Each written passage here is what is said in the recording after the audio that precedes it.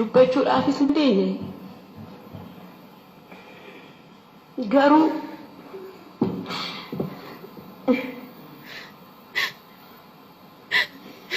warri acee koo narraa fudhatan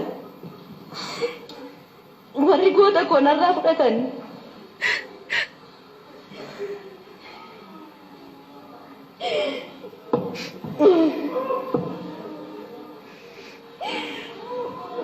warri harka duwwaa naannisanii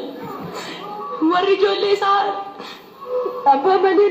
akka guddatan godhani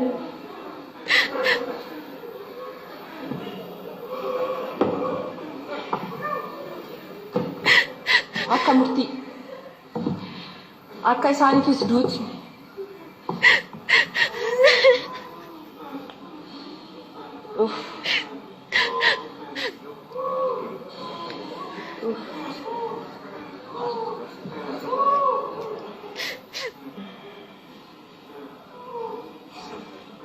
akka du'aan